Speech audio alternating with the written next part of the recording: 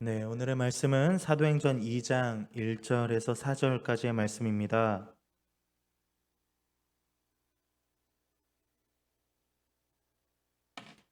사도행전 2장 1절로 4절까지의 말씀입니다. 길지 않기 때문에 우리 함께 한 목소리로 1절부터 4절까지의 말씀을 합독하도록 하겠습니다. 오순절 날이 이미 이름에 그들이 다 같이 한 곳에 모였더니 호련히 하늘로부터 급하고 강한 바람 같은 소리가 있어 그들이 앉은 온 집에 가득하며 마치 불의 혀처럼 갈라지는 것들이 그들에게 보여 각 사람 위에 하나씩 임하여 있더니 그들이 다 성령의 충만함을 받고 성령의 말하게 하심을 따라 다른 언어들로 말하기를 시작하니라. 아멘. 오늘 급하고 강한 바람과 불의 혀, 그 이후라는 제목으로 말씀 전하려고 합니다. 먼저 오늘 성령님을 사모하여서 또 예배를 사모하여서 나온 예배자들 한 분 한 분을 축복하고 환영합니다. 잠깐 인사할게요. 옆 사람 바라보시고 성령 충만하십시오 인사하겠습니다. 성령 충만하십시오. 아멘. 네, 성령으로 충만하다는 것은 어쩌면 성도에게는 가장 완벽한 상태가 아닐까 싶습니다. 오늘 말씀을 통해서 어떠한 상황에도 성령님을 사모하고 성령으로 인해서 변화되어 하나님께 영광 돌리는 우리 모두 다 되길 원합니다. 예수님께서 죽으시고 부활하신 뒤에 40일 정도를 제자들에게 나타나시고 하늘로 올려지시기 전에 사도들과 함께 모여 계시면서 사도들에게 분부하신 바가 있습니다. 그것은 바로 사도행전 1장 4절의 말씀입니다. 오늘 읽었던 말씀은 아닌데요. 1장입니다. 1장 4절의 말씀을 우리가 함께 읽었으면 좋겠습니다. 사도와 함께 모이사 그들에게 분부하여 이르시되 예루살렘을 떠나지 말고 내게서 들은 바 아버지께서 약속하신 것을 기다리라. 아멘. 네, 예수님께서 하늘로 올려지시기 전에 이렇게 말씀을 하셨어요. 어떤 약속을 기다리라고 하신지는 바로 이어서 나옵니다. 바로 성령의 세례를 받고 성령 임재함을 받으라는 것입니다. 우리 사도행전 1장 5절의 말씀도 함께 한 목소리로 읽길 원합니다. 요한은 물로 세례를 베풀었으나 너희는 몇 날이 못되어 성령으로 세례를 받으리라 하셨느니라. 이어서 8절 말씀을 함께 볼까요? 오직 성령이 너희에게 임하시면 너희가 권능을 받고 예루살렘과 온 유대와 사마리아와 땅끝까지 이르러 내 증인이 되리라 하시니라. 아멘. 오늘 이야기는요, 바로 이 이후의 이야기입니다. 바로 오순절 성령 강림 사건인데요. 이 오순절 성령 강림 사건은 초대교회가 생겨나는데 가장 큰 영향을 준 결정적인 사건입니다. 오순절은 그 오순절이란 말 그대로 다섯 오에 열순, 다섯이 10개가 있다는 것입니다. 10 곱하기 5는 몇입니까?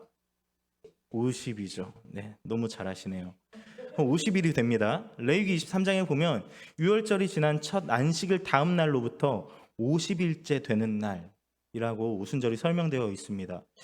이 날을 칠실절, 맥추절, 초실절로 부르기도 하고요. 이 오순절은 장막절과 유월절 이렇게 세 개가 이스라엘의 3대 절기로 명절로 지내기 때문에 매우 중요한 날이에요.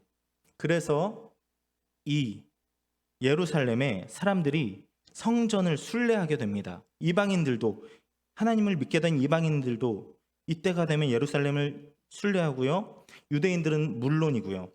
신약에 이르러는 부활절 후 50일째 되는 날이 이 오순절입니다.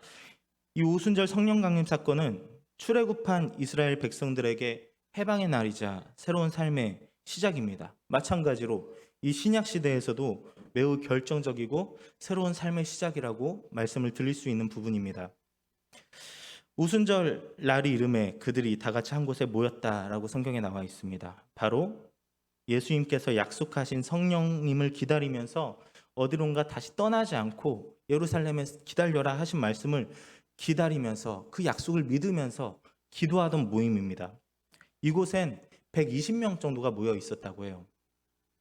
그때 호련히 하늘로부터 급하고 강한 바람 소리와 같은 것과 불의 혀같이 갈라지는 것들이 각 사람에게 임하였다고 합니다. 지금 이 상황은요, 성령님께서 이들 가운데 강력하게 임재하시기 전에 징조들입니다. 급하고 강한 바람 소리가 크게 들리고 불의 혀같이 갈라지는 것들이 보이는 현상이 지금 성령 임재 직전의 상황이라는 것입니다. 제가 이 본문을 묵상할 때 큰 은혜가 있었습니다. 여러분, 급하고 강한 바람과 같은 소리, 그리고 불의 혀처럼 갈라지는 것, 이것들을 생각하면 어떤 이미지가 떠오르십니까? 그렇죠. 그런 느낌도 들고요. 최소한 행복하고 아름다운 이미지가 떠오르진 않아요. 그렇죠? 그러셔야 합니다. 만약 이렇게 말하는 사람은 없을 거예요. 내일 날씨가 불의 혀처럼 갈라지는 것처럼 좋았으면 좋겠다. 말이 안 되잖아요. 그렇죠? 우리 집에 급하고 강한 바람과 같은 소리가 넘쳐서 너무 행복했어. 말이 안 맞지 않습니까? 한마디로 지금 이 상황은요, 좋은 상황이 아니에요. 급하고 강한 바람과 불의 혀가 주는 이미지는 오히려 두려울 수 있습니다. 무서울 수 있어요. 좋은 일처럼 절대 느껴지지 않아요. 당황스럽고 왜 이런 일이 생기는지 알 수 없는 거예요. 급하고 강한 바람 소리 반가워할 사람이 있을까요? 그것도 집안에 그런 바람 소리가 임한 거예요. 불의 혀처럼 갈라지는 것들까지 생각하면 마치 좀 호러스럽기도 해요. 불이 여러 갈래로 막 갈라지면서 타오르는 형상을 불의 혀라고 표현했는데 기분이 좋은 표현은 분명히 아니잖아요. 그렇다고 성경에서 이 혀라는 것이 나쁜 의미만 가지고 있는 건 아닙니다. 잠언을 여러분들이 또 쭉 보셨잖아요. 혀는 천은과 같다. 지혜로운 자의 혀는 양약과 같다. 죽고 사는 것이 혀의 권세에 달렸다. 이렇게 잠언에서 가르치시면서 이 혀에 대한 중요성, 우리의 이 언어에 대한 중요성에 대해서 우리에게 가르쳐 주었습니다. 그런데 이 혀가 불이라는 단어를 만나면 또 그렇지 않습니다. 야고보서 3장 6절의 말씀을 제가 지금 읽어드릴게요. 혀는 곧 불이요 불의의 세계라. 혀는 우리 지체 중에서 온몸을 더럽히고 삶의 수레바퀴를 불사르나니 그 사르는 것이 지옥불에서 나느니라. 굉장히 무서운 말씀이죠. 성경에서 말하는 불도 마찬가지거든요. 불은 하나님의 현현입니다. 출애굽기 3장에 나오는 그 떨기나무에 붙은 불도 그렇고요. 출애굽 당시에 이스라엘 백성을 인도했던 불기둥도 그렇고요. 솔로몬이 번제를 드렸을 때 불이 내려와서 그 번제를 태워버린 그 사건도 하나님의 현현을 말하고 있습니다. 성경에서 나오는 불은요, 거의 다 긍정적인 이미지가 많아요. 하나님의 현현이기 때문에. 하지만 이 불이 늘 긍정적이진 않아요. 소돔과 고모라에 불을 비같이 내리셔서 태우신 사건이나 레위기 10장에서 불이 그들을 삼켰다라는 표현이나 이런 것을 봤을 때 불이라는 성질 마냥 좋게만 볼 수 없는데 여기에 혀가 붙으면 더 그래요. 불의 혀의 불, 맹렬히 뭔가 타는 모습을 상상하게 합니다. 이렇게 혀와 불이 만나면 부정적인 의미로 받아들일 수밖에 없어요. 오늘 말씀에서 이 불의 혀같이 갈라지는 것은 결국 성령의 체험으로 이어지지만 지금 여기까지만 봤을 때는 사도행전 2장 3절까지만 봤을 때는 현재 마치 아주 공포스러운 분위기를 연출하고 있는 것 같습니다. 여러분, 우리들의 삶에 이런 상황들이 닥쳤다고 생각해 보세요. 그렇다면 이것은 우리에게 무엇입니까? 고난이죠. 불의 혀 같은 상황, 급하고 강한 바람과 같은 상황. 이걸 우리 삶에 대입하면 고난이라고 말할 수 있습니다. 문제입니다. 어려움입니다. 환난입니다.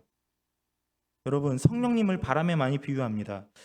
오늘 오순절 성령 강림 사건에서도 급하고 강한 바람과 같은 소리가 있어서 그들이 앉은 온 집에 가득하다고 말하고 있는데 이 바람과 성령님의 공통점이 뭡니까? 보이지 않습니다. 어디서 왔고 또 어디로 가는지 모릅니다. 분명히 존재하지만 잡히지 않습니다. 자기 마음대로 붑니다. 요한복음 3장 8절의 말씀을 제가 잠시 읽어드리겠습니다. 바람이 임의로 불매 내가 그 소리는 들어도 어디서 와서 어디로 가는지 알지 못하나니 성령으로 난 사람도 다 그러하니라. 이렇게 바람은 성령님을 표현하기에 매우 좋은 대상입니다. 하지만 오늘 이 장에서 말하고 있는 급하고 강한 바람이라는 표현은 마치 고난을 표현하기에 아주 적합해 보입니다. 우리에게 닥치는 환난들을 한번 떠올려 보세요. 환난의 속성은요, 앞이 보이지 않습니다. 이 환난의 시작이 어디서부터 왔고 또 언제 끝날지 모른다는 것이고, 또 왜 내가 이런 고통을 안고 살아야 하는가? 기도하는 내가, 하나님께 예배하는 내가, 정직한 내가, 나쁜 짓 하지 않는 내가 왜 이런 일을 안고 살아야 하는지 전혀 모른다는 것입니다. 고난당하는 사람들이 가장 많이 하는 말이 무엇입니까? 왜 이런 슬픔 찾아왔는지 원망하잖아요. 왜 나에게 이런 일이 오는지 모르겠습니다. 왜 나에게 이런 고난이 끊이지 않는지 모르겠습니다. 이렇게 말하잖아요. 바람이 어디서 부는지, 어디로 가는지 모르는 것처럼 고난도 왜 내게 찾아오는지 알 도리가 없습니다. 이해되지 않을 때가 너무 많습니다. 또 바람이 분명 존재하지만 손에 잡히지 않는 것처럼 내가 당하고 있는 문제를 빨리 바로 잡아야 하지만 우리도 이 문제를 쉽게 바로 잡을 수가 없습니다. 이런 시각에서 봤을 때 지금 성령 강림 전의 상황, 성령 충만하기 이전의 상황은요, 환란입니다. 두려움입니다. 불의 혀와 같은 상황, 급하고 강한 바람 소리가 내게 임하는 것 같은 상황, 환란입니다. 하지만 우리에게 소망이 있음은 이 환란과 같은 상황 이후에 찾아온 것이 절망과 죽음이 아니라 바로 성령님이라는 사실입니다. 그렇다면 우리에게 찾아오는 환란들은 곧 성령님께서 충만하게 임재해 주실 그런 징조가 될 수 있다는 것입니다. 아멘이십니까? 저는 지금 마치 강하고 급한 바람이 제 인생을 휘감고 있는 것 같은 시간을 살고 있습니다. 그리고 저를 삼킬 것처럼 달려드는 이 불의 혀 때문에 두려울 때도 많습니다. 하지만 좌절하거나 낙심치 않는 것은 이후에 강력히 임재하실 성령님을 기대하고 있기 때문입니다. 여러분들의 삶 가운데 문제가 있더라도, 환난이 있더라도 포기하지 않을 이유가 바로 이것입니다. 곧 우리 성령님께서 강력히 우리들의 삶 가운데 임재하여 주실 것이기 때문입니다. 우리 성부, 성자와 성령, 이 삼위일체 하나님은 사랑이고 소망이십니다. 그 소망의 하나님을 붙들며 살아가는 우리 성도님들 되시길 원합니다. 하지만 우리에게 이렇게 어려운 시간이 왔다고 해서 다 성령 충만함으로 이어지는 것은 아닙니다. 이것은 성령님을 사모하고 기다리고 있을 때 그렇게 될 수 있다는 것입니다.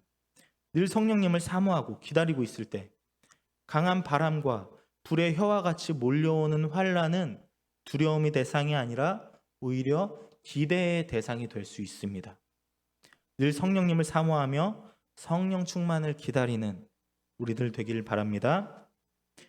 이렇게 다락방에 모인 사람들이 그 불의 혀와 같은 상황, 급하고 강한 바람과 같은 상황이 지나자 성령의 충만함을 입습니다. 그 성령의 불이 각 사람 위에 임하고 나서 더 놀라운 일이 펼쳐집니다. 오늘 4절 말씀입니다. 사도행전 2장 4절의 말씀을 우리가 함께 합독합니다. 그들이 다 성령의 충만함을 받고 성령이 말하게 하심을 따라 다른 언어들로 말하기를 시작하니라. 아멘. 여러분, 지금 모인 이 120명은요 각 나라에서 모인 사람들이 아니에요. 다 갈릴리 출신의 사람들입니다. 그런데 다른 언어를 말해요. 이건 진짜 말도 안 되는 일이에요. 제가 일본어를 못하는데 지금 이스라엘에서 여러분들과 기도하다가 일본어로 막 기도를 한다고 생각해봐요. 말도 안 되죠. 제가 스페인어를 하지 못하는데 제가 여러분들과 기도하다가 갑자기 스페인어로 막 기도를 한다고 생각해봐요. 말도 안 되는 일이죠. 이렇게만 생각해도 말도 안 되는데 100명이 넘는 사람이 여러 나라 언어로 기도를 해요. 어떤 언어였는지 성경에 보면 나와 있는데 대략 제가 이렇게 하나하나 세보니까 14개 정도의 나라라고 합니다. 근데 그 외국어가 엉터리라는 것을 우리가 그렇게 생각할 수도 있잖아요. 저거 그냥 샬라샬라 하는데 그냥 다른 나라처럼 말로 들리는구나. 그렇게 생각할 수 있잖아요. 그런데 엉터리 외국어가 아니라 진짜 외국어였다는 사실을 증명하는 부분이 이후에 있습니다. 예루살렘을 순례하러 온 세계 각국 사람들이 그 말을 각 나라 사람마다 다 알아들었다는 겁니다. 제가 만약 스페인어로 기도를 했으면 지나간 스페인 사람이 왜 우리말로 기도를 하지? 어떻게 우리말로 기도를 하지? 이런 상황인 거예요. 120명의 사람들이 각각 다른 나라의 언어로 기도를 하는데 지나가는 그 나라 사람들이 그 당 나라 사람들이 저건 우리말인데 어떻게 우리말로 기도를 하지? 깜짝 놀라고 있는 거예요. 말도 안 되는 일 아닙니까? 하지만 우리 성령님에겐 불가능한 것이 없습니다. 이 말은 무슨 말이냐면 성령님께서 이끄시면 우리 눈으로 봤을 때는 말도 안 되는 일이, 우리 눈으로 봤을 때는 불가능해 보일 것 같은 일이, 해결되지 않을 것 같은 문제도 성령님께서 하시면 가능하게 해주신다는 것입니다.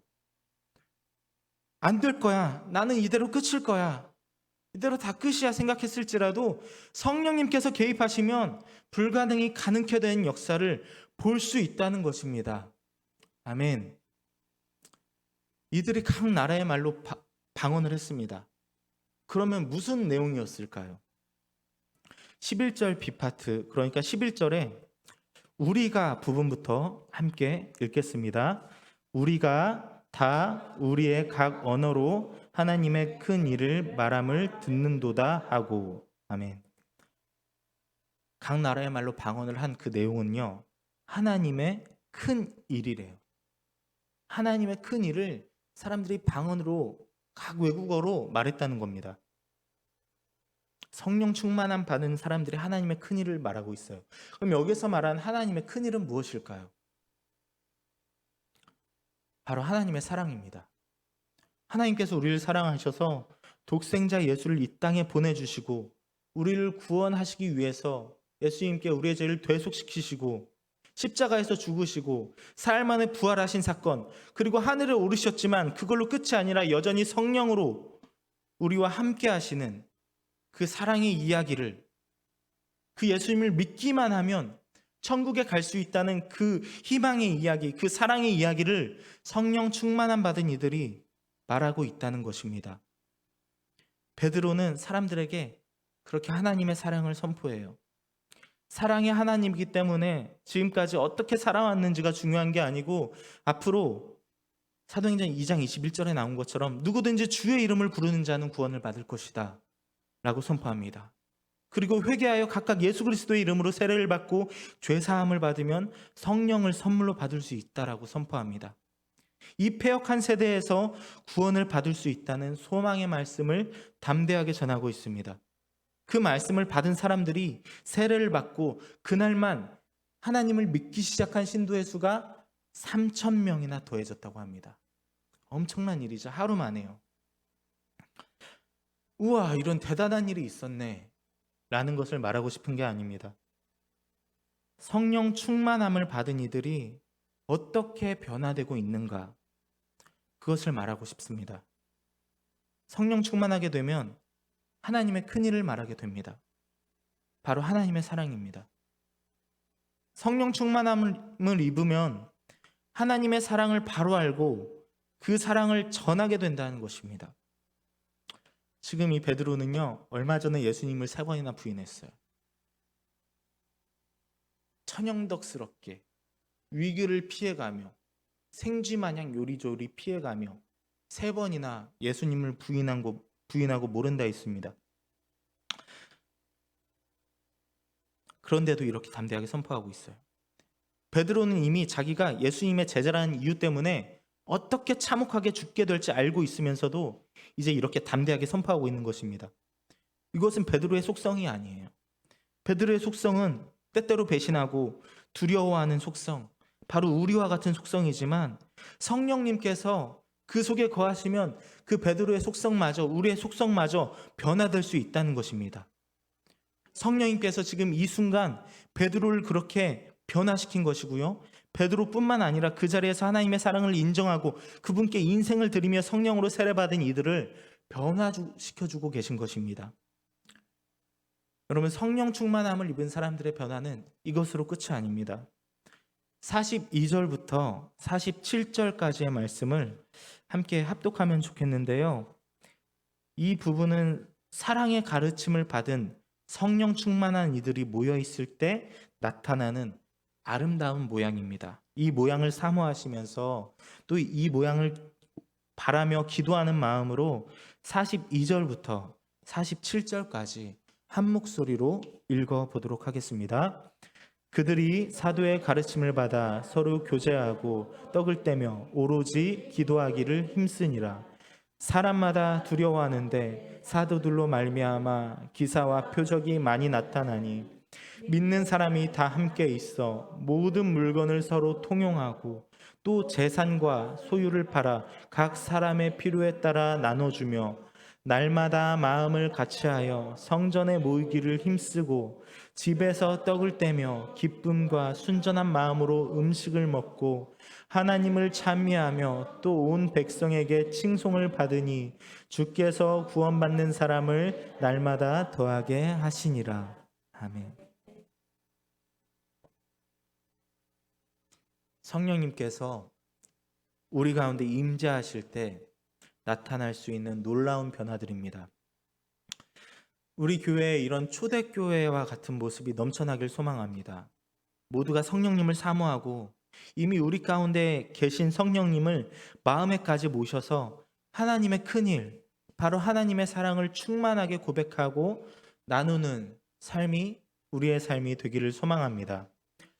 기도를 담아 선포합니다. 42절의 말씀처럼 오로지 기도하기를 힘쓰는 교회, 43절의 말씀처럼 기사와 표적을 보는 교회, 44, 45절의 말씀처럼 서로의 필요를 사랑으로 채우는 교회, 46절처럼 모이기를 힘쓰고 기쁨으로 살아가는 교회, 47절처럼 하나님을 찬양하고 모든 사람에게 칭찬을 받아서 많은 영혼들을 주님께로 인도하는 우리 개개인과 예수품 교회가 되기를 소망합니다.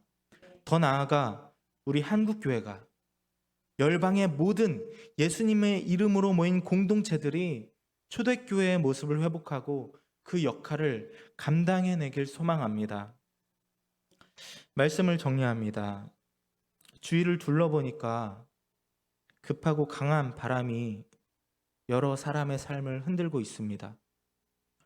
불의 혀같이 갈라지는 것들이 우리 이웃을 두렵게 하는 것을 봅니다. 환우들도 너무 많고 누구에게도 말하지 못한 어려움으로 아파하고 있는 사람들도 너무 많습니다. 이 경제적인 상황 때문에 이 팬데믹으로 인해서 고통받는 사람들도 너무 많습니다.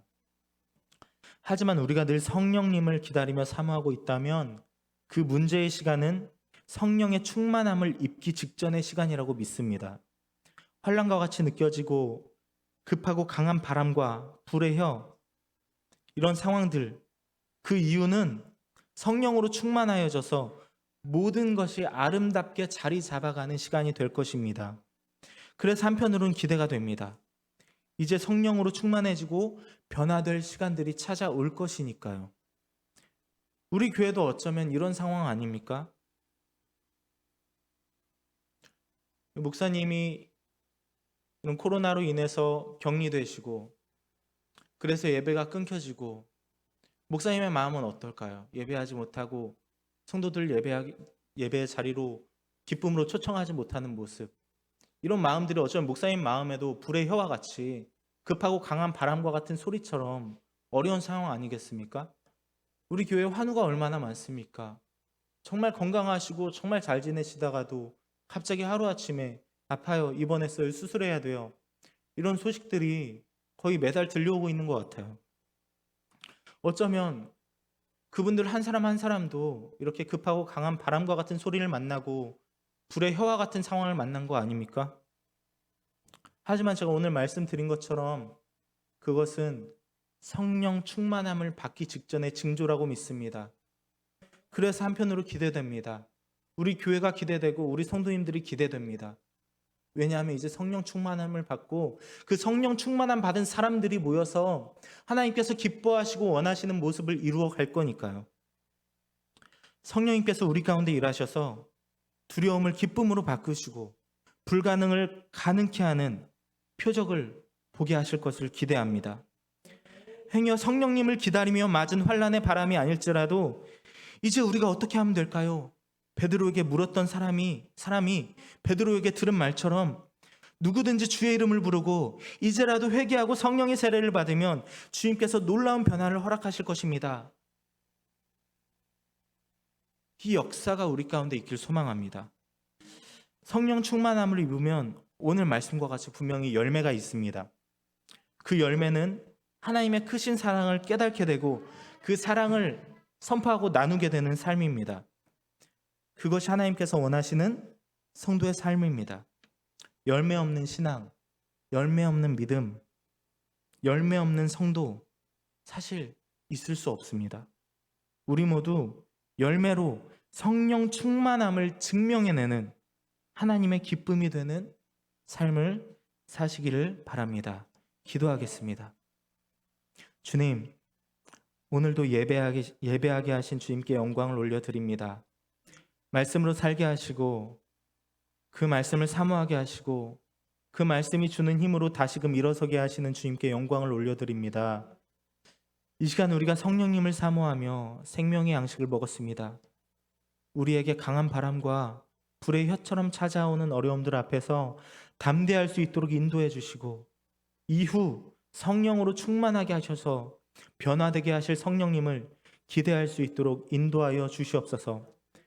또한 우리 모두 성령 충만함을 얻어서 하나님의 사랑을 전하는 열매를 맺길 소망하오니 우리 삶 가운데 함께 하시고 충만한 성도들이 모이는 예수품교회 가운데 초대교회의 모습을 회복하여 주님과 세상에게 칭찬받는 사랑이 넘치는 교회 될 수 있도록 인도하여 주시옵소서. 서로 사랑하길 원합니다. 용서하고 화해하길 원합니다.